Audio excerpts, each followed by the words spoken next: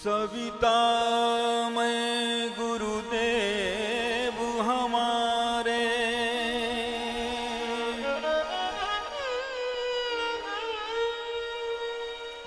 सूरज उनका रूप है,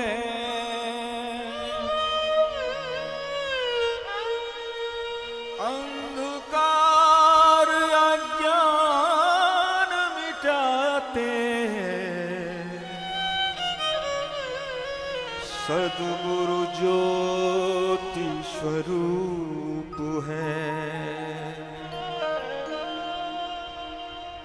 सद्गुरु ज्योति स्वरूप है।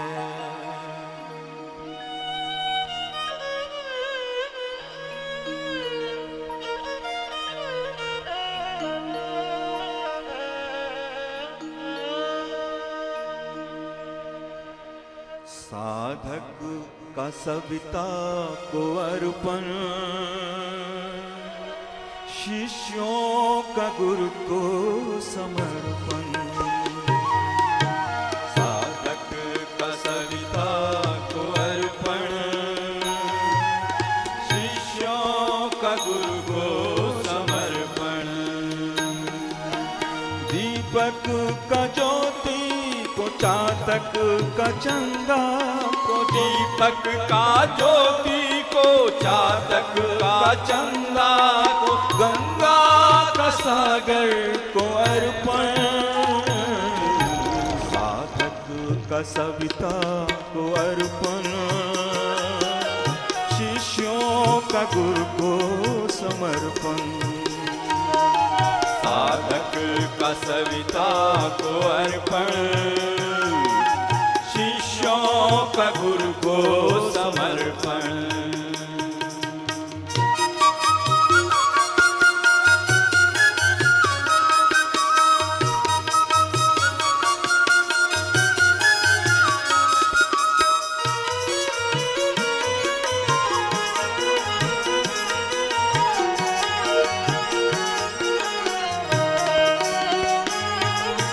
सबका समर्पण हो ऐसा,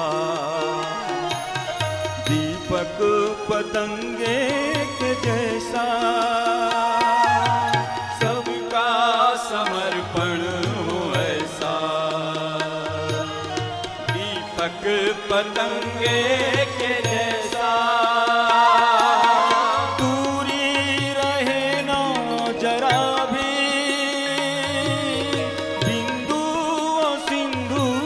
जैसा,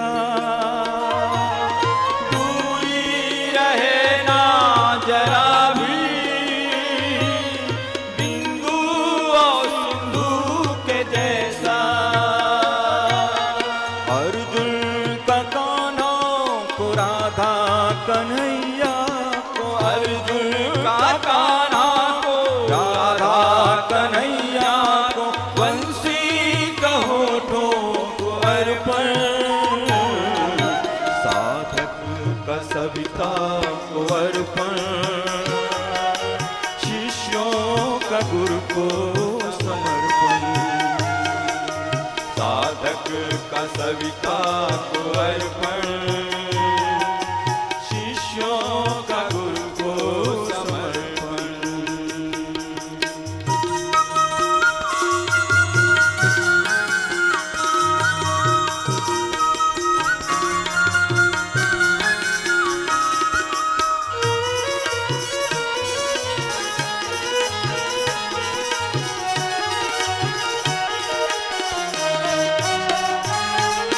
सच्चा हो अर्पण हमारा,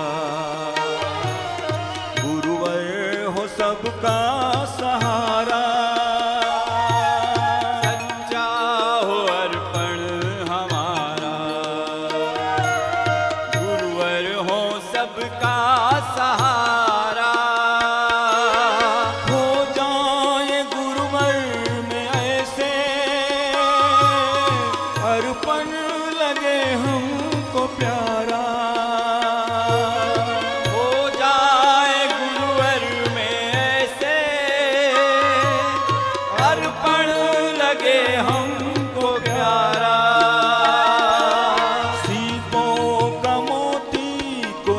हिमनद हिमालय को सीपों का मोती को हिमनद हिमालय शिशुओं का माता को अर्पण साधक का सविता को अर्पण शिष्यों का गुरु को समर्पण साधक का सविता को अर्पण शिष्यों का गुरु को समर्पण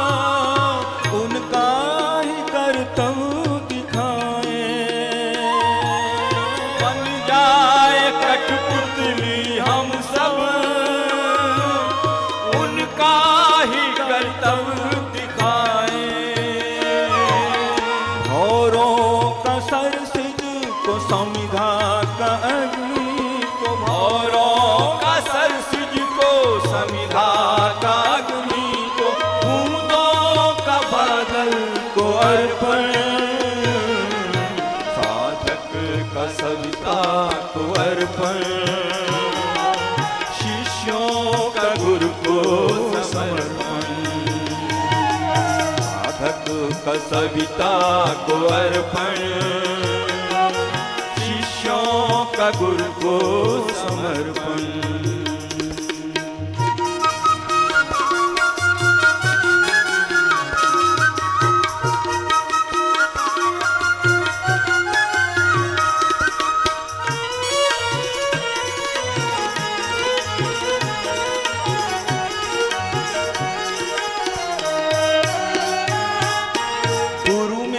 सभी डूब जाएं, अस्तित्व अपना मिटाएं। गुरु में सभी डूब जाएं, अस्तित्व अपना मिटाएं। मैंपन को गुरु में भुलाएं, गुरु को ही पहचान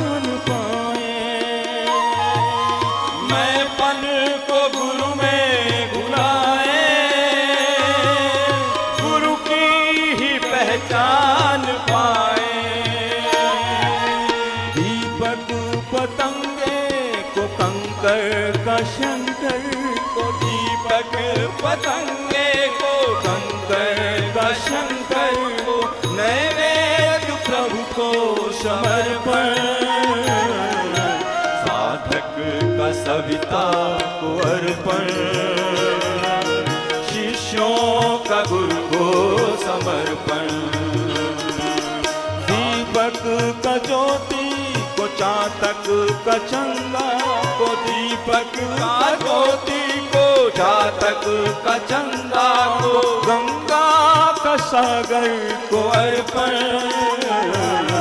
साधक का सविता को अर्पण शिष्यों का गुरु को समर्पण साधक का सविता को अर्पण शिष्यों का गुरु को समर्पण गंगा का सागर को अर्पण बूंदों का बादल को अर्पण नैवेद्य प्रभु को समर्पण शिष्यों का गुरु को समर्पण शिष्यों का गुरु को समर्पण। श्रीमद् भगवद गीता में व्यक्तित्व का मनोआध्यात्मिक त्रिगुणात्मक स्वरूप एवं प्रकार। पंचम दिवस। आज आश्विन नवरात्रि का 5वां दिन और गीता के 17वें अध्याय का 7वां श्लोक। आहारस्तप्य सर्वस्य त्रिविधो भवति प्रिय यज्ञस्तपस्तपता तथा दानम तेषां भेदम इमं शृणु। शब्दार्थ। आहार यानी भोजन, अपि यानी भी, सर्वस्य यानी सबको अपनी अपनी प्रकृति के अनुसार, त्रिविध तीन प्रकार का, प्रिय भवति होता है तो, और तथा वैसे ही यज्ञ, तप और दान भी तीन प्रकार के होते हैं। तेषाम उनके, इमाम इस पृथक पृथक भेद को तो मुझसे शृणु यानी सुन। अब भगवान यहाँ बड़ा स्पष्ट बता रहे हैं कि मैं सबके भेद बताता हूँ, तुम सबको सुनो। भोजन भी सबको अपनी अपनी प्रकृति के अनुसार तीन प्रकार का प्रिय होता है, और वैसे ही यज्ञ तप और दान भी तीन प्रकार के होते हैं। उनके इस पृथक भेद को तो मुझसे सुन। भगवान श्री कृष्ण के अनुसार जिस प्रकार श्रद्धा तीन प्रकार की होती है, उसी तरह भोजन भी सबको अपनी प्रकृति के अनुसार प्रिय होता है, और यह भोजन भी तीन प्रकार का होता है, सात्विक, राजसिक और तामसिक। इसी प्रकार यज्ञ, तप और दान के भी सात्विक, राजसिक और तामसिक ऐसे तीन प्रकार होते हैं। यहाँ पर भगवान श्री कृष्ण अर्जुन को श्रद्धा का शास्त्र, श्रद्धा का मनोविज्ञान समझा रहे हैं, और इसे समझना बहुत ज़रूरी है। रोज़मर्रा के जीवन में हमारे लिए ज़रूरी है, क्योंकि इस श्रद्धा का संबंध सभी मनुष्य जाति से है, हम सभी से है। जब तक हम इसे समझेंगे नहीं, तब तक इसके विज्ञान को नहीं समझ पाएंगे, और न ही त्रिगुणातीत और गुणातीत होने के रहस्य को जान पाएंगे। अतः त्रिगुणों की अलग अलग व्यवस्था और हमारे जीवन में इसके ढंग, ढांचे व इनकी कार्यशैली को समझना बहुत ज़रूरी है। इसे समझेंगे नहीं जब तक इसके विज्ञान को नहीं समझ पाएंगे, नहीं त्रिगुणातीत गुणातीत होने के रहस्य को जान पाएंगे। अतः त्रिगुणों की अलग अलग व्यवस्था और हमारे जीवन में इनके ढंग, ढांचे व इनकी कार्यशैली को समझना बहुत ज़रूरी है।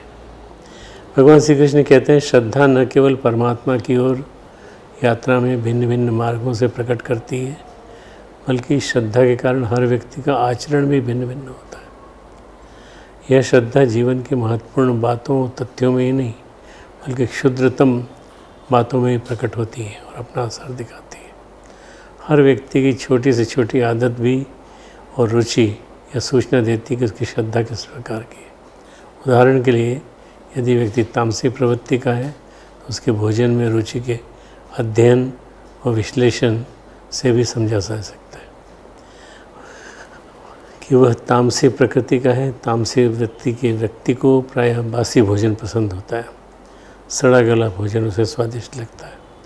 घर में बना हुआ ताज़ा भोजन उसे पसंद नहीं है, बल्कि बाज़ार का ऐसा भोजन जिसका कोई भरोसा नहीं वो कितना पुराना है, उसे अच्छा लगता है। तामसिक व्यक्ति हमेशा ज़्यादा मात्रा में भोजन करता है, वो ज़्यादा खाएगा, वो इतना खाएगा कि नींद के अतिरिक्त फिर उसे कोई और कार्य करने को शेष न रहे। इसलिए तामसिक व्यक्ति भोजन करते ही सुस्त होने लगता है, और उसका भोजन एक तरह का नशा हो जाता है। देखा जाए तो भोजन का भी एक नशा है, और लोग इसका नशा करना चाहते हैं, क्योंकि जीवित रहने के लिए भोजन करना सबकी ज़रूरत है। लेकिन ज़रूरत से ज़्यादा भोजन करने पर यह नशे की तरह काम करता है। फिर भोजन मादक हो जाता है, अल्कोहलिक हो जाता है, क्योंकि जैसे ही कोई व्यक्ति ज़रूरत से ज़्यादा भोजन कर लेता है, उसके सारे शरीर की शक्ति निचुड़कर पेट में आ जाती है। किए गए भोजन को पचाना ज़रूरी होता है। इस तरह भोजन करके हम शरीर में एक अस्वाभाविक स्थिति पैदा कर देते हैं। शरीर में भोजन द्वारा विजातीय द्रव्य डाल देते हैं। अब शरीर की सारी शक्ति इसको पचाकर बाहर फेंकने में लग जाती है। इसलिए ज़्यादा भोजन करने के बाद व्यक्ति कुछ कर नहीं पाता, कई बार कोई ज़रूरी काम होता है तो हम क्या कहते हैं कि भोजन के बाद करेंगे। कई बार हमको कोई ज़रूरी महत्वपूर्ण कोई लेखन परक या चिंतन परक काम होता है तो हम कहते हैं कि अभी तो हम सो लेते हैं, उसके बाद हम आपसे बात करेंगे। सिर्फ सो पाता है व्यक्ति का मस्तिष्क तभी काम करता है जब भी उसका पेट हल्का हो, लेकिन जब पेट भोजन से भरा हो तो मस्तिष्क काम नहीं करता, बल्कि विश्राम करता है, नींद लेता है। और जब भी व्यक्ति को कोई विशेष काम करना होता है तो वो उस काम को करने में अपनी भूख भी भूल जाता है, क्योंकि मस्तिष्क को काम करने के लिए पेट का हल्का होना बहुत ज़रूरी है। और पेट हल्का तभी होगा जब आहार ग्रहण नहीं करेगा या ग्रहण किए गए आहार को पचा लिया होगा। ये ध्यान देने वाली बात है कि जिन लोगों ने भी मस्तिष्क का उपयोग करने वाले विशेष काम किए हैं वे सभी अल्पभोजी रहे हैं। और अल्पभोजियों को यह बात रिसर्च के द्वारा पता चली कि जब हमारा मस्तिष्क बिना भोजन के इतना सक्रिय हो जाता है तो फिर उपवास करने में ये और भी ज़्यादा सक्रिय होगा। इसलिए उपवास पर कई प्रयोग किए गए, कई शोधें हुई और यह पाया गया कि उपवास में एक ऐसी अवस्था आती है जब शरीर के पास पचाने को कुछ शेष नहीं रहता। तब इस अवस्था में सारी ऊर्जा मस्तिष्क को उपलब्ध हो जाती है और फिर इस ऊर्जा द्वारा ध्यान में आसानी से प्रवेश संभव हो पाएगा। लेकिन उपवास की एक सीमा है, इसे जानना और समझना ज़रूरी है। किसी के लिए भी 2-4 दिन का उपवास लाभदायक हो सकता है, उसके लिए सहयोगी हो सकता है। लेकिन यदि कोई व्यक्ति उपवास की अतिशयता में पड़ जाए, कई बार लोग पड़ जाते हैं अतिवाद में अधिक लाभ के लिए, तो अधिक उपवास करने लगता है, फिर इससे लाभ नहीं होता बल्कि नुकसान ही उठाना पड़ता है। फिर ध्यान के लिए व्यक्ति को मस्तिष्क की ऊर्जा नहीं मिलती, क्योंकि इसके लिए ऊर्जा बचती ही नहीं। इसलिए उपवास भी किसी के मार्गदर्शन में करें तो ज़्यादा अच्छा है, क्योंकि उपवास का भी एक पूरा शास्त्र है। ये उपवास कैसे किया जाए, कितनी अवधि तक किया जाए, किससे कैसे लाभान्वित हुआ जाए और कैसे इससे होने वाले नुकसान से बचा जाए। उदाहरण के लिए मार्गदर्शक व अनुभवी व्यक्ति ही यह ठीक से बता सकता है कि किसी व्यक्ति के लिए कितने दिन का उपवास लाभदायक है। हमारे गुरुदेव ने चांद्रायण सत्र कराए। चांद्रायण सत्र कराने के साथ साथ उन्होंने बराबर मार्गदर्शन दिया कि ये इतना लो और इतना लेने के साथ साथ कभी भी इसकी सीमाएं मत लांघो। बस उससे लोगों को इतना लाभ मिला कि कई लोग अपना स्वास्थ्य ठीक करके गए, कई लोगों की शक्ति ऊर्जा बढ़ गई। अगर कोई व्यक्ति बहुत मोटा है तो उसके शरीर में बहुत चर्बी है, तो 15 से 20 दिन का उपवास उसके लिए उपयोगी हो सकता है। इस अवधि में जैसे जैसे उसकी चर्बी कम होगी उसका शरीर हल्का होता जाएगा, ऊर्जावान भी होगा, क्योंकि आवश्यकता से अधिक चर्बी भी शरीर के ऊपर भार है जो शरीर को मूर्छित करती है और उसे आलस्य से घेरती है। लेकिन यदि यही 15 से 20 दिन का उपवास कोई दुबला पतला व्यक्ति रखे तो उसकी ऊर्जा क्षीण हो जाएगी, उसके पास रिजर्व में चर्बी नहीं है या 15-20 दिन में घटे। इसलिए एक दुबला पतला व्यक्ति 3-4 दिन से ज़्यादा का उपवास का लाभ नहीं ले सकता। हर चीज़ के 2 पहलू होते हैं, सकारात्मक नकारात्मक, और इन दोनों पक्षों में हमें इस बात का ध्यान रखना चाहिए किस तरह हम सकारात्मक पक्ष का लाभ ले सकें और उसके नकारात्मक पक्ष से बच सकें।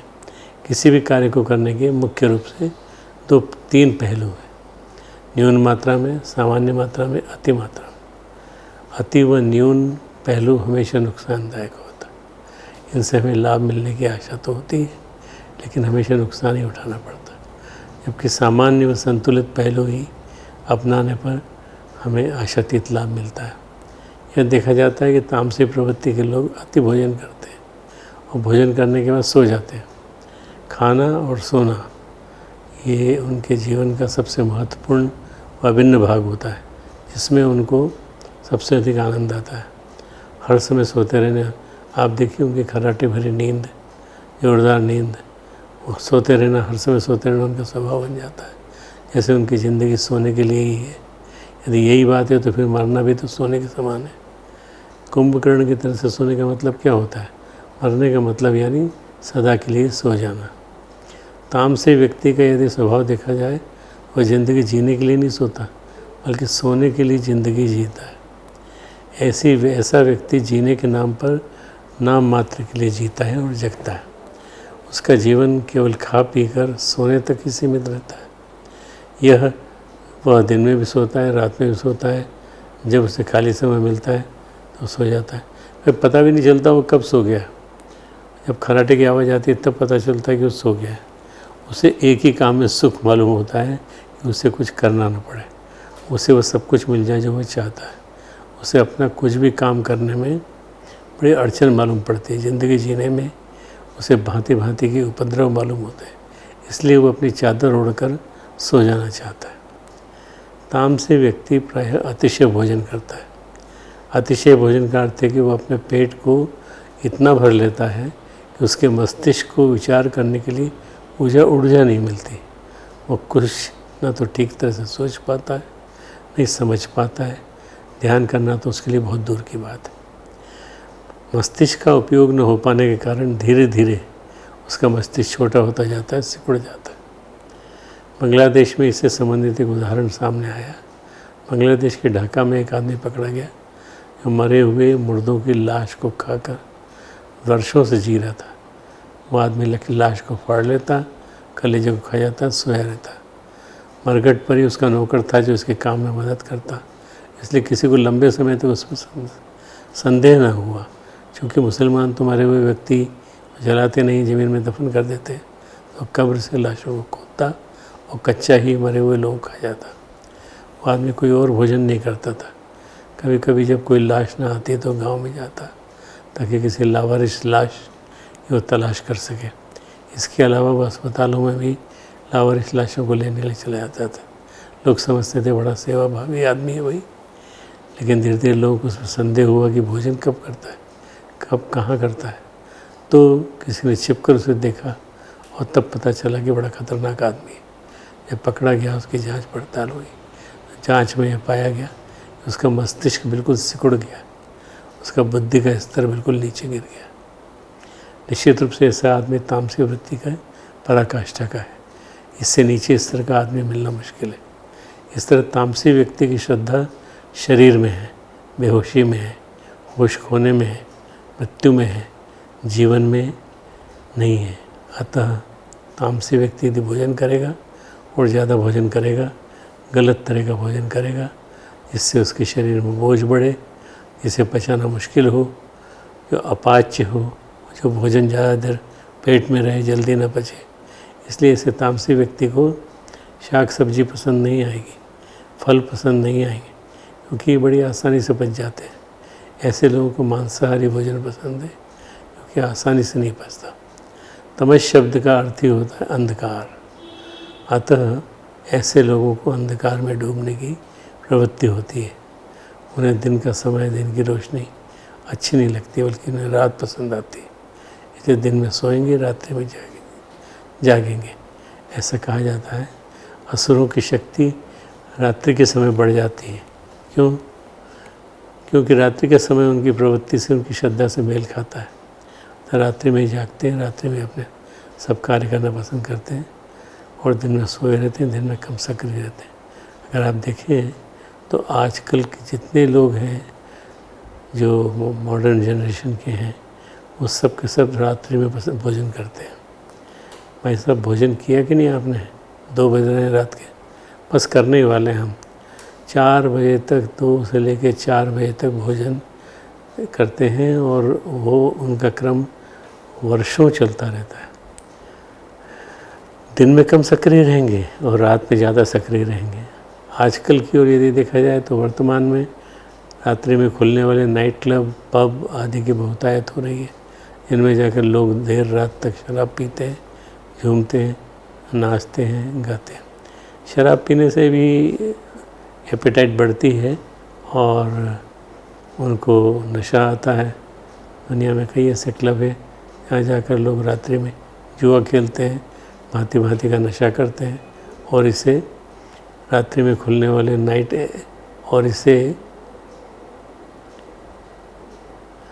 भांति भांति का नशा करते हैं, इसे अपने मनोरंजन का साधन समझते हैं। वे सभी लोग जो यहाँ जाने में रुचि रखते हैं वे तामसी व्यक्तियों की श्रेणी में आते हैं, क्योंकि सात्विक और राजसिक प्रवृत्ति के लोग यहाँ जाकर अपना होश गंवाने में रुचि नहीं रखेंगे। अगर अपनी ग्रामीण संस्कृति की ओर नज़र घुमाई जाए तो आज लोग रात्रि होते ही खाना खाकर विश्राम करने के लिए चले जाते हैं। हम अपना भोजन रात्रि में 6:30-7 के करीब ले लेते हैं और उसके बाद फिर हम सो जाते हैं। कितने बजे? करीब करीब अंदाज से 7:30, 8:30, 9 के करीब। देर रात तक जागना हमारी संस्कृति में है ही नहीं। पहले गांव में बिजली नहीं होती थी तो लोग रात होते ही भोजन करके सोने के लिए चले जाते थे और भोर में ही जग जाते थे। हम भी जल्दी उठ जाते हैं 3, 3:30 बजे और उठ करके अपना रूटीन पूरा चालू कर देते हैं। रात्रि के साथ सोना और भोर होते ही ब्रह्म मुहूर्त में जग जाना, ये गाँव की पहले संस्कृति हुआ करती थी। लेकिन अधिकतर गाँवों में आज भी संस्कृति कायम है और यद्यपि धीरे धीरे गाँवों में भी रात्रि में रोशनी हो रही है, लेकिन खेती बाड़ी के कामों को करने वाले लोग रात्रि में विश्राम करना और दिन में कार्य करना पसंद करते हैं। बहुत ही ज़रूरी होता है तो रात्रि में जागकर भी कृषि कार्य करते हैं। इससे तमस का भरोसा बेहोशी में है, अचेतनता में है, मृत्यु में है। खुद भी मरता है, दूसरों को भी मारता है। वो अपने संगी साथी भी ढूंढ लेता है। तामसी व्यक्ति इस तरह से जीता है, इस तरह से भोजन करता है जैसे भोजन करने के द्वारा जीवन के सोपान नहीं चढ़ते। बस उसे किसी तरह ढो लेना है, उससे कोई सकारात्मक लाभ लेना तामसी व्यक्ति का लक्ष्य नहीं होता। उसका भोजन लेने का केवल एक ही उद्देश्य होता है कि स्वादिष्ट भोजन से अपनी भूख इतनी शांत कर लेना कि फिर देर तक उसे भूख न लगे। फिर जैसे ही यदि आज के जो ये भोजन है, पिज़्ज़ा है और विभिन्न प्रकार के जो फास्ट फूड है, इनको खाते हैं तो रात में देर तक खाते हैं और उसके बाद फिर उससे फिर भूख उनकी जो है ख़त्म हो जाती है। थोड़ी भूख उससे ढो लेते हैं, उससे कोई सकारात्मक लाभ लेना तामसी व्यक्ति का लक्ष्य नहीं होता। कभी आधा पेट भोजन करता है, यही जनरेशन टू जनरेशन ट्रांसफ़र हो रहा है। बड़ी मुसीबत है। जनरेशन टू जनरेशन, छोटी जो जनरेशन आ रही है वो भी रात को देर से भोजन कर रही है। अब ये बहुत ख़तरनाक साइन है। इतना भरपेट भोजन करता है कि फिर भोजन करने के बाद उसके पास शयन के अलावा कोई कारण नहीं रहे। इतना भरपेट भोजन करने के बाद वो चल फिरने की स्थिति में भी नहीं रहता। इस संबंध में एक छोटी सी कहानी है। गांव में प्रायः लोग शादी त्यौहार के अवसरों पर सामूहिक भोजन का आयोजन करते हैं, जिसमें सबको भोजन करने के लिए बुलाया जाता है। इसी बीच परिवार अपने दादाजी के भोजन के संदर्भ में बात कर रहे थे। इसमें से एक परिवार का सदस्य बोला, हमारे दादाजी दावतों में इतना भोजन कर लेते हैं कि फिर खाने के बाद वो खुद से उठ नहीं पाते। फिर उनको चारपाई लेकर उसमें लिटा कर फिर ले जाना पड़ता है। खाने के बाद नहीं उठते बल्कि लेट जाते हैं और उन्हें ले जा करके खटिया मंगानी पड़ती है। तामसिक व्यक्ति के लिए जीवन एक बोझ समान है। अब ऐसा व्यक्ति किस काम का, जिसको उठाने के लिए खटिया आए और फिर वो इतना खा ले कि खर्राटे लेता रहे कंटिन्यूस। कार्य करने, वो मेहनत करने के कमाने में उसकी कोई रुचि नहीं होती। वो अपने जीवन से घोर असंतुष्ट होता है। इसलिए तामसी व्यक्ति का व्यक्ति आत्मघाती होता है, मानसिक रूप से विकृत भी होता है। अतः तामसी व्यक्ति के भोजन के बारे में यदि ये कहा जाए कि वो ज़रूरत से ज़्यादा भोजन करता है, गलत व वर्जित खान पान को अपनाता है और खाने में उसका ध्यान अधिक केंद्रित होता है। जिस तरह पशु पक्षी व जानवरों का जीवन खाने पर ही केंद्रित होता है, ठीक उसी तरह तामसिक व्यक्ति का जीवन भी भोजन के इर्द गिर्द घूमता है। दूसरी कैटेगरी है राजसिक व्यक्ति। राजसी प्रकृति का व्यक्ति भिन्न भिन्न तरह के भोजन में रस लेता है। ऐसा भोजन जिससे उसे ऊर्जा मिले, गति मिले, त्वरा मिले, और वह भोजन राजसिक व्यक्ति को प्रिय होता है, क्योंकि राजसिक व्यक्ति महत्वाकांक्षी होता है। वह दुनिया की भांति भांति की दौड़ में शामिल होता है। दुनिया की भांति भांति की प्रतियोगिताएं उसके जीवन का एक अभिन्न अंग हिस्सा होती है, इसलिए वो अपने भोजन में मांसाहार को चुनता है। यही कारण है कि दुनिया के अधिकांश क्षत्रिय मांसाहार को अपने भोजन में शामिल कर लेते हैं। हिंदू संस्कृति में जो वर्ण व्यवस्था की गई है वह बड़ी ही वैज्ञानिक है, गहरा विज्ञान उसमें छिपा हुआ है। त्रिगुण के समान ही 3 मुख्य वर्ण हैं, ब्राह्मण, क्षत्रिय व शूद्र। क्षत्रिय के बाद आने वाला वैश्य वर्ण का सबका मिला जुला रूप है। वैश्य वर्ण इसलिए भी है ताकि सभी वर्णों को वह जीवन जीने हेतु बड़ी ही सामग्री उपलब्ध करा सके। अब यदि वर्णों की ओर देखा जाए तो शूद्र वर्ण है तमस प्रधान। शूद्र का अर्थ ही है जो भोजन के लिए जी रहा हो, जिसका जीवन ही भोजन के लिए समर्पित है, जिसका जीवन ही भोजन के लिए है, वो जीने के लिए भोजन नहीं करता, भोजन के लिए जीता है।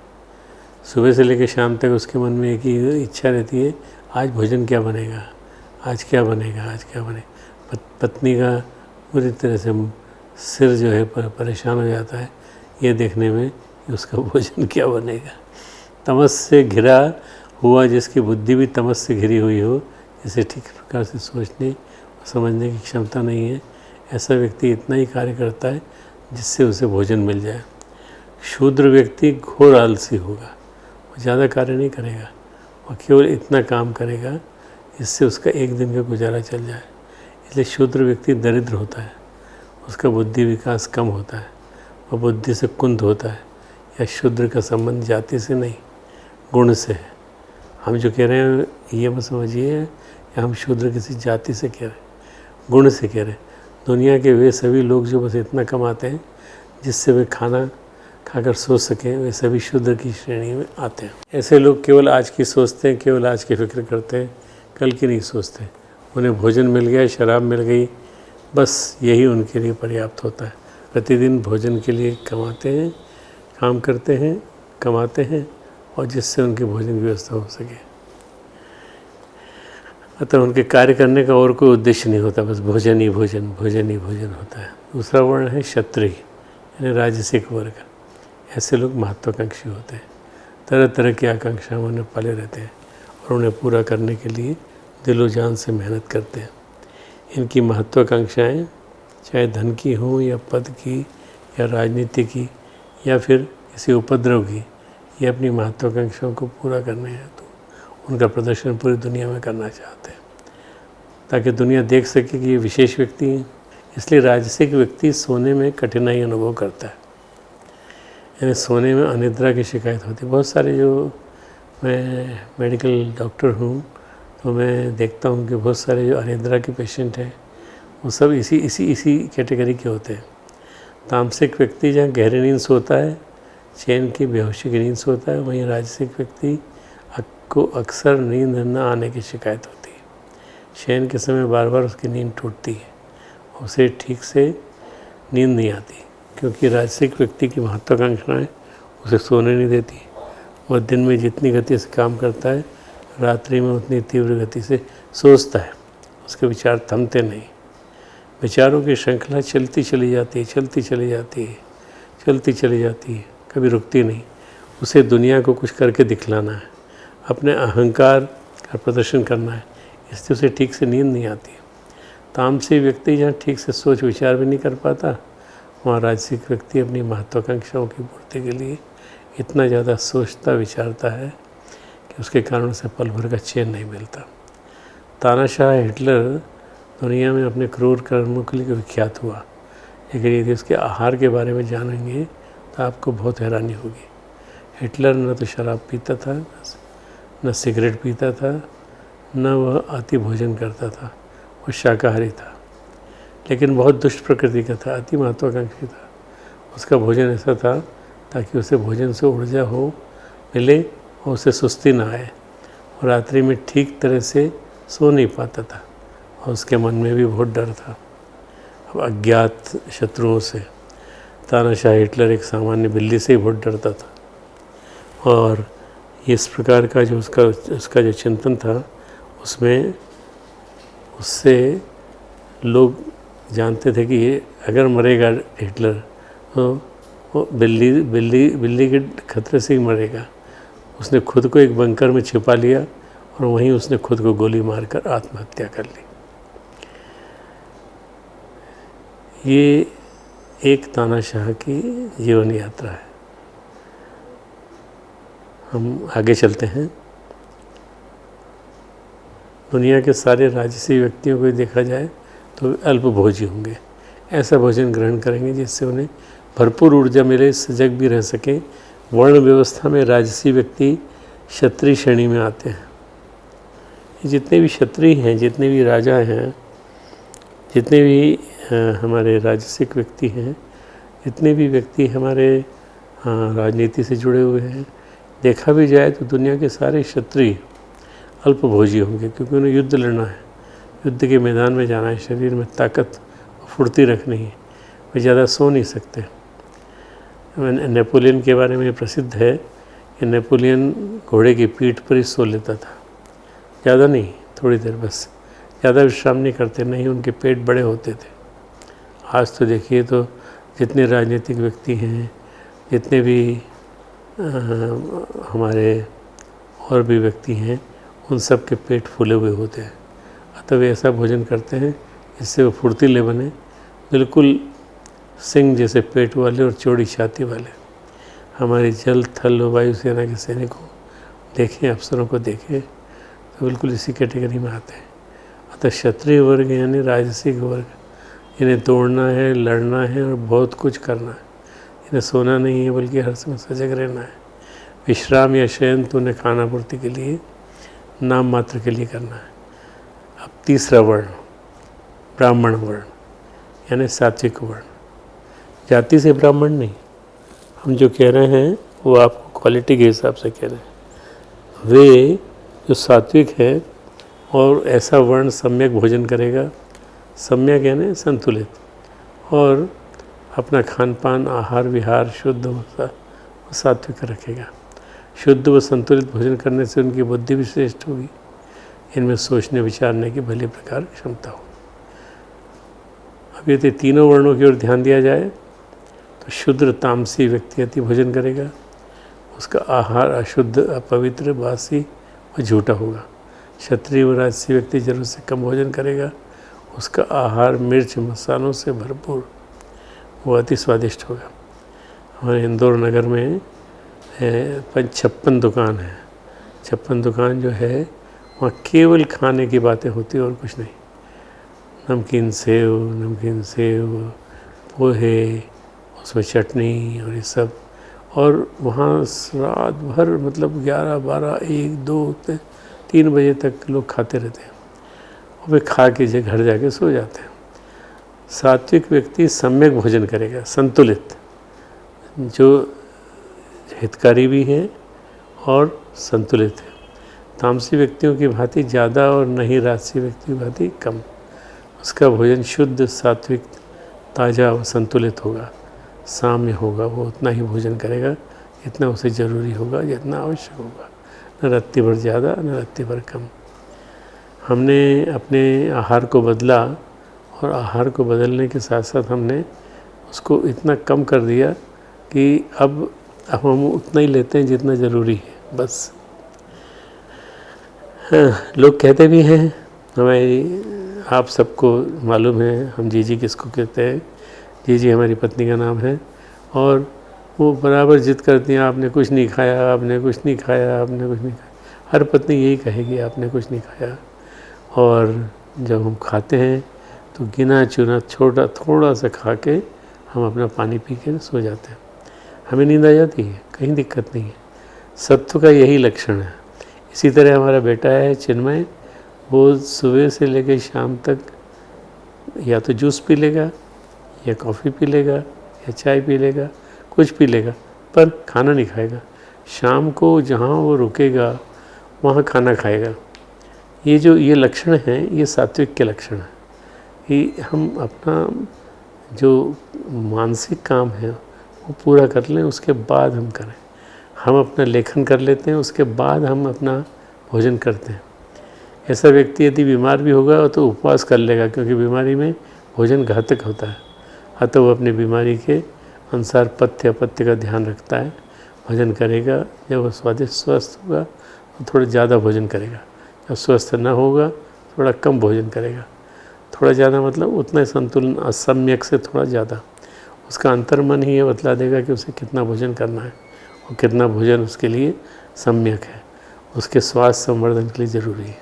सम्यक व्यक्ति के भोजन की निर्धारित मात्रा रोज़ बदलती है, हमेशा एक जैसी नहीं रहती, ये समझने की ज़रूरत है। संतुलन रोज़ बदलता है, कभी एक जैसा नहीं रहता। आप कितना ले रहे हैं ये आपके ऊपर निर्भर करता है, एक जैसा नहीं रहता। 35 साल की उम्र में जो जितना भोजन करता है, 40 साल की उम्र में जो जितना भोजन करता है, उतना ही भोजन करने से उसे नुकसान होगा। 50 साल की उम्र में उतना ही भोजन करने से उसे और नुकसान होगा। भोजन से ही उसे बीमारी हो जाएगी, क्योंकि 35-40 की उम्र से हमारी जीवन ऊर्जा उतरनी शुरू हो जाती है। ये समझना बहुत ज़्यादा ज़रूरी है। अगर हम अपने आयु के हिसाब से खाएंगे तो बहुत समझदारी से खाएंगे। अब ज़िंदगी शिखर से नीचे उतरती है, 70 साल की उम्र में तो ज़िंदगी धरातल पे आ जाती है। ऐसे में व्यक्ति का आहार बदलता है और लगातार कम होता जाता है। अतः उम्र बढ़ने के साथ साथ सात्विक व्यक्ति का आहार भी कम होता जाता है, उसकी नींद भी कम होती जाती है। इससे कोई दिक्कत नहीं होती। वो नींद के दौरान योग निद्रा करता है, ध्यान करता है, भोजन भी कम होता जाता है। यही कारण है कि सात्विक व्यक्ति मरते समय नींद से भी मुक्त हो जाएगा, भोजन से भी मुक्त हो जाएगा। सात्विक व्यक्ति की मृत्यु उपवास के क्षणों में होगी, अनिद्रा में होगी, सजगता में होगी, जबकि तामसिक व्यक्ति की मृत्यु बेहोशी में, नींद में होगी, और राजसी व्यक्ति की मृत्यु संघर्ष के दौरान होगी। सात्विक व्यक्ति जीने के लिए भोजन करता है, न कि भोजन के लिए जीता है, जबकि तामसिक व्यक्ति भोजन के लिए जीता है। सात्विक व्यक्ति के जीवन में कोई महत्वाकांक्षा नहीं होती, कोई एम्बिशन नहीं होता है, तो किसी दौड़ के लिए ऊर्जा इकट्ठे नहीं करता। क्या करना है आपको ऊर्जा इकट्ठे करके? आपको IPL में भाग लेना है और ये करना है और हॉकी खेलना है, तो जितनी ऊर्जा चाहिए उतने आप खाइए। जो वर्तमान में उसके लिए सहायक हो, कल की उसको कोई दौड़ तो है नहीं, कल वह कुछ संचित भी नहीं करता। इस तरह सात्विक व्यक्ति का भोजन अत्यल्प होता है, शुद्धतम होता है, सुपाच्य, सुस्वादु। मैं ये बता रहा हूँ कि जो सात्विक भोजन होता है उसमें आदमी अनावश्यक नहीं खाता, हल्का शाकाहारी होता है। कभी उसके शरीर पर भोजन के कारण इतना भारीपन और बोझ नहीं होता जिसके कारण उसका मस्तिष्क असक्रिय बना रहे। सात्विक व्यक्ति बार बार भोजन करने का अभ्यस्त नहीं होता, बल्कि वह अपने निर्धारित समय पर भोजन करेगा। सात्विक व्यक्ति द्वारा जो भोजन किया जाएगा उससे जो ऊर्जा उत्पन्न होगी वो शुद्ध व सात्विक होगी, जो उसे संतुष्टि व शांति प्रदान करेगी और ध्यान साधना में सहयोगी होगा। ऐसे लोग सवेरे जल्दी उठकर ध्यान करते हैं और ध्यान विभिन्न प्रकार के प्रयोग, प्रज्ञा योग और अन्य सब चीज़ें करने से उनको लाभ भी मिलता है। संसार में जितने भी लोगों ने परम समाधि को प्राप्त किया है वे सभी उपवास को अपने जीवन का उन्होंने अभिन्न बनाया है। बड़ी रुचि से वे उपवास करते हैं, चाहे वे बुद्धत्व को प्राप्त हुए भगवान बुद्ध हों या महानिर्वाण की अवस्था को प्राप्त हुए भगवान महावीर हों, सभी ने उपवास किया है और उपवास की ऊर्जा का लाभ लिया है। क्योंकि परम समाधि की अवस्था की उपलब्धि उपवास के क्षणों में ही आती है। इस अवस्था में विचार आना बंद हो जाते हैं और शरीर से भी नाम मात्र का संबंध रह जाता है। और परम समाधि की अवस्था में ऊर्जा इतनी शुद्ध व पवित्र होती है कि उस ऊर्जा पर सवार होकर कोई भी महासमाधि, परम समाधि की अवस्था को उपलब्ध हो जाता है। सविकल्प समाधि तो भोजन करते हुए भी सज सकती है, लेकिन कुछ करते हुए निर्विकल्प समाधि नहीं। निर्विकल्प समाधि तो उन्हीं क्षणों में संभव है जब व्यक्ति उपवास की अवस्था में होता है, लेकिन कभी कभी शुद्ध सात्विक आहार को ग्रहण करना भी निर्विकल्प समाधि की ओर ले जाता है। भगवान बुद्ध को जब बोध ज्ञान हुआ उस समय वो उपवास में नहीं थे, बल्कि रात्रि में खीर खाकर ध्यान की अवस्था में बैठे थे और सुबह उन्होंने परम ज्ञान को प्राप्त कर लिया था। हालांकि सुबह आने तक वे उपवास की अवस्था में आ गए, इस तरह सात्विक आहार और विहार व्यक्ति को परम बोध की अवस्था में ले जाने में सहायक होता है। परम पूज्य गुरुदेव ने 24 वर्ष के 24 लक्ष्य के 24 अनुष्ठान किए और कुछ भी न के बराबर जौ की रोटी गाय को खिलाई हुई और गाय के गोबर से निकाली गई, बस उसको धोकर और उन्होंने उसी का भोजन किया, उसी को पीसकर उसी की रोटी, और उन्होंने उसको छाछ से मिला करके भोजन किया। कोई नुकसान हुआ उनको? उन्होंने 40 साल तक ये काम किया और इसको करते करते उनके जीवन में इतनी सात्विकता आ गई कि पूरा जीवन उनका एक प्रकार से एक साधुता का प्रतीक बन गया। 3 वर्णों के अनुसार जो गुण हैं वे इस प्रकार हैं: शूद्र तमस, क्षत्रिय रजोगुण, ब्राह्मण सत्वगुण, लेकिन चौथा वर्ण वैश्य इन तीनों का मिश्रण है।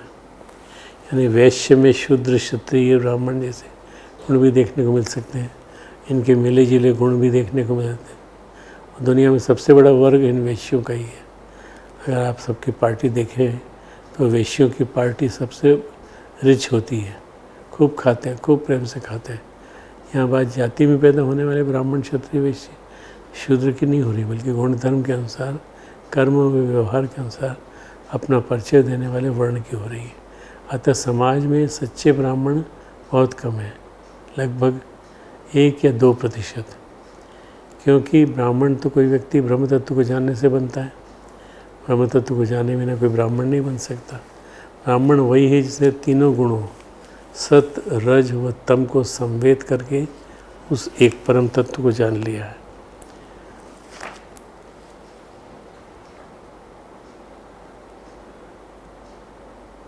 वैश्य वो है जो ऊर्जा को इकट्ठे करने में लगा हुआ है। दुनिया में लगभग 95% लोग कर्म से वैश्य हैं। क्यों कर्म से वैश्य क्यों हैं? क्योंकि वो धन को इकट्ठा करते रहते हैं नियमित रूप से। और जाति से शूद्र व्यक्ति धन कमाने में इकट्ठा करने में लगा हुआ है, और क्षत्रिय जाति के लोग भी धन इकट्ठा करने में लगे हैं, वैसे भी वैश्य श्रेणी में आते हैं। तो क्षत्रिय कर्म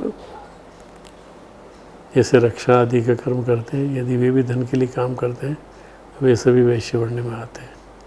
पुरोहित पंडित धन के लिए काम करते हैं, वे सभी वैश्य वर्ण के अंतर्गत आते हैं।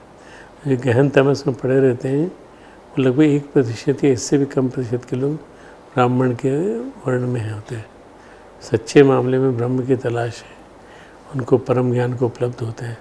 परम भगवान श्री कृष्ण इस बात को श्रीमद् भगवद गीता के 7वें अध्याय के 30 श्लोक में कहते हैं: मनुष्याणां सहस्रेषु कश्चित् यतति सिद्धे यततामपि सिद्धानां कश्चिन् मां वेत्ति तत्वतः। हजारों मनुष्यों में से कोई एक मेरी प्राप्ति के लिए यत्न करता है। उन यत्न करने वाली योगियों में से कोई एक मेरे परायण होकर मुझको तत्व से अर्थात यथार्थ रूप में जानता है। और ऐसे विरले व्यक्ति ही संतों की श्रेणी में आते हैं। त्रिगुण से उस परम तत्व तक पहुँचने की यात्रा में सबसे पहले ज़रूरी है कि अपने आचरण, व्यवहार, आहार विहार, रहन सहन में सबसे पहले तमस को कम किया जाए। अगर आप साधक बनना चाहते हैं तो फिर तमस कम करिए, फिर रजस को कम करिए, ताकि उन दोनों की ऊर्जा सत्व को मिल सके। जब रजस व तमस की ऊर्जा समतुल्य हो जाएगी, साम्य पर होगी, तब सत्व का जन्म होगा, व्यक्ति ब्राह्मण बनने का प्रयास करेगा। ब्राह्मण किसी जाति विशेष का नाम नहीं है, या किसी जाति विशेष में पैदा नहीं होता। मनुष्य शरीर में ब्राह्मण का गुण पैदा किया जाता है। मनुष्य मानवीय काया में ब्राह्मण का गुण पैदा किया जाता है, और इस गुण का एकमात्र लक्षण है कि जिसने ब्राह्मण का बोध कर लिया वो ब्राह्मण है, और वह ब्राह्मण वर्ण को उपलब्ध हो गया है। यज्ञ, अब जिस तरह से आहार 3 प्रकार का होता है, सात्विक राजसिक तामसिक, वैसे त्रिगुण प्रकृति के कारण दुनिया में हर चीज़ 3 प्रकार की होती है, सात्विक राजसिक तामसिक। भगवान श्री कृष्ण यहाँ कहते हैं यज्ञस्तपस् तथा दानम तेषां भेदम इमं शृणु भोजन की तरह यज्ञ का या तप और दान भी 3 प्रकार का होता है। यज्ञ 3 प्रकार का होता है, सात्विक यज्ञ, राजसिक यज्ञ, तामसिक यज्ञ। इन यज्ञों के पीछे व्यक्ति की जुड़ी भावनाएं हैं जो उन्हें यज्ञ के इन प्रकारों में विभाजित कर देती। जैसे तामसिक व्यक्ति यदि यज्ञ करेगा तो इसलिए करेगा ताकि उसके पास जो कुछ भी है उसके पास बना रहे, खोए नहीं। तामसिक व्यक्ति को ये चिंता रहती है कि जो कुछ भी उसके पास है वह सब बने रहने के लिए किए जाते हैं, उसके पास ही बना रहे, कहीं जाए नहीं, उसे पकड़ के रखना चाहता है। तामसिक यज्ञ कुछ भी न खोने के लिए किए जाते हैं, जो कुछ भी व्यक्ति के पास है वो सब बने रहने के लिए किए जाते हैं। राजसी व्यक्ति को चिंता नहीं होती कि उसके पास जो है वो खोए नहीं, बल्कि इस बात की उसे चिंता होती है जो उसके पास नहीं है वो उसे मिल जाए। इसलिए वह जो यज्ञ करेगा वो कुछ प्राप्ति करने के लिए उद्देश्य से करेगा। अतः जो यज्ञ कुछ प्राप्त करने के लिए किया जाए, किसी मांग को पूरा करने के लिए किया जाए, और राजसी यज्ञ है। तामसी व्यक्ति अपने साधनों को समेटने के लिए यज्ञ करता है। राजसी व्यक्ति अन्य साधनों को बटोरने के लिए यज्ञ करता है। और तामसी व्यक्ति की दृष्टि सिर्फ अपने संसाधनों की ओर होती है, जिसे वो गंवाना नहीं चाहता, जबकि राजसी व्यक्ति की दृष्टि उन बाह्य संसाधनों की ओर होती है जिन्हें वो प्राप्त करना चाहता है। लेकिन सात्विक व्यक्ति की दृष्टि न तो अपने संसाधनों की ओर और न ही बाहरी संसाधनों की ओर होती है। उसके अंदर कुछ गंवाने व कुछ प्राप्त करने की भावना नहीं होती, बल्कि उसके पास जो कुछ भी है उसके प्रति संतोष की भावना होती है। यदि वो यज्ञ भी करता है तो अपने आनंद के लिए, उत्सव के लिए, और न तो कुछ बचाने के लिए और न ही कुछ पाने के लिए। जो भी उसे मिला है उसे सदा मिल रहा है, उसके अहंभाव के लिए वो यज्ञ करता है। उसका यज्ञ भगवान के प्रति एक कृतज्ञता ज्ञापन है, एक धन्यवाद है। तामसी व्यक्ति की प्रार्थना में जो स्वर होते हैं उसका यही भाव होता है, जो कुछ भी उसके पास है भगवान उसे मत छीन लेना। राजसी व्यक्ति की प्रार्थना में स्वर होते हैं, उनका भाव ये होता है उसके पास नहीं है वो उसे दे देना। सात्विक व्यक्ति की प्रार्थना में जो भाव होता है वो ये होता है, जो मुझे चाहिए उससे ज़्यादा आपने मुझे दिया है, मैं आपका इसके लिए धन्यवाद देता हूँ। तो इसके लिए तीनों ही प्रकार के लोगों की प्रार्थनाओं के स्वर अलग होते हैं। दान, अपन यहाँ 3 तरह की चीज़ों को जिक्र कर रहे हैं। तामसी व्यक्ति थोड़ा दान करेगा तो इसलिए दान करेगा ताकि उसके पास जो है वो खो न जाए। देखा जाए तो चोर व्यक्ति अक्सर दानी होते हैं, मगर उनका दान तामसी होता है। वे देते ही इसीलिए तक किसी को यह ख्याल ना आ जाए इन्होंने इतना छीना, इतना चुरा है। राजसी व्यक्ति दान करेगा तो इसलिए दान करेगा ताकि उसे जो नहीं मिला है वो मिले। उसका दान कुछ इसी प्रकार होता है जैसे मछली को पकड़ने के लिए कांटे में मछुआरा आटा लगाता है। आज अधिकांश लोग जो दान देते हैं वो राजसी व्यक्ति देते हैं, और उन्हीं के माध्यम से बड़े बड़े यज्ञ होते हैं, बड़े बड़े अनुष्ठान होते हैं, बड़े बड़े पुरस्कार होते हैं।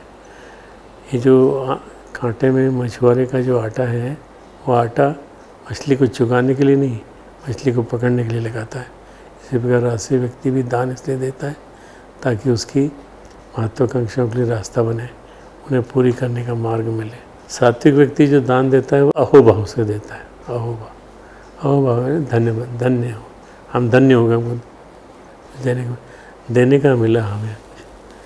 जो उसके पास है वो कुछ बचाने के लिए नहीं कुछ पाने के लिए होता है।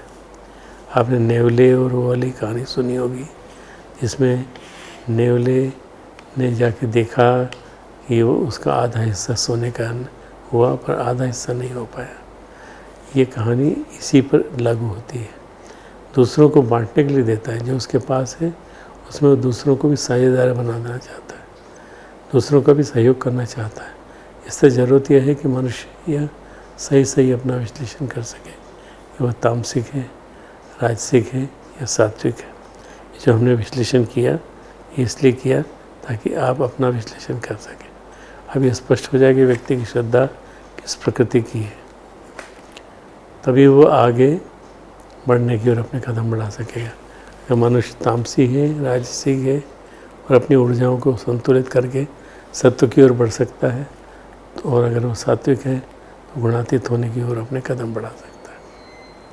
व्यक्ति को अपने जीवन में परिवर्तन के लिए शुरुआत करना आहार विहार से करनी चाहिए। देखिए, ये इतना लंबा जिक्र जो आपसे किया खान पान के बारे में, व्यक्ति को अपने जीवन में परिवर्तन की शुरुआत अपने आहार विहार से करनी चाहिए। जैसे जैसे आपकी उम्र बढ़ती जाए, आहार विहार में परिवर्तन कर लीजिए। आहार विहार यदि सात्विक है तो व्यक्ति स्वस्थ दीर्घ जीवन जीता है। व्यक्ति का आहार विहार यदि तामसिक है, विकृत है, तो उसका जीवन ही विकृत हो जाता है। इसके अलावा यज्ञ, दान, तप आदि भी यदि तामसिक है तो ये यज्ञ, दान, तप प्रत्यक्ष में लाभ देते प्रतीत होते हैं, लेकिन बाद में उनसे हानि होती है, इनसे व्यक्ति का कल्याण नहीं होता। इन्होंने भी अपने आहार विहार, यज्ञ, तप तथा दान को सुधार लिया। उन्होंने वास्तव में अपने आप को ऋषि, संत व भक्त बना लिया। जो भी इसे सुधार न सके वे राक्षस व असुर बन कर रहे। उदाहरण के लिए वाल्मीकि ऋषि पहले रत्नाकर डाकू थे, लेकिन आहार विहार व तप को सात्विक बनाकर लगातार राम का उल्टा शब्द मरा मरा मरा मरा उच्चारण करके उन्होंने राम नाम की गहन साधना में अपने आप को डुबा दिया। इतने तल्लीन हो गए कि दीमकों ने उनके शरीर में घर बना लिया, और जब वे अपनी साधना पूर्ण करके उठे तो वे ऋषि वाल्मीकि कहलाए। उनके ऊपर दीमक ने बामी बना ली। ये वाल्मीकि ऋषि जो हैं, ये अपने आप में ऐतिहासिक हो गए। हमें भी अपने जीवन में वाल्मीकि तत्व को हासिल करना चाहिए, ताकि हम लव कुश को खिला सकें, ताकि हम राम की सेवा कर सकें। आज की बात यही समाप्त। खान पान से लेकर आहार विहार से लेकर सब पूरा जीवन हमारा कैसा हो, ये हमको ध्यान रखना चाहिए। अब हम कल से थोड़ा और आगे चलेंगे। जब अगली बात करेंगे तो हमारा जो कंट्रोल होगा पूरा का पूरा भगवान कृष्ण के हिसाब से होगा। और वो भगवान कृष्ण जो हैं बहुत चतुर कूटनीतिज्ञ हैं। उन्होंने 17वें अध्याय में आहार के बारे में कहा। अब इसमें थोड़ा दान को वो डिटेल में करते हैं। इसके बाद ओम हरिओम तत्सत इसकी परिभाषा करते हैं। तो ये हमारे 7वें, 6ठे, 7वें, 8वें और 9वें दिन का चिंतन है श्रीमद् भगवद गीता में। यज्ञस्तपः तथा दानम तेषां भेदम शृणु। हम उसको धीरे धीरे करके उसको एक्सप्लेन करेंगे। आप सबकी साधना सफल हो, आप सबका अनुष्ठान सही हो। केवल नाम मात्र की गिनती के लिए माला नहीं करें, बल्कि माला में ध्यान लगाएं। भले 3 माला करें, माला में ध्यान लगाएं, मन लगाएं। हमारे YouTube चैनल शांति कुंज वीडियो गायत्री परिवार को सब्सक्राइब करें एवं बेल आइकन जरूर दबाएं, ताकि गायत्री परिवार की विभिन्न गतिविधियों की जानकारी आपको मिलती रहे।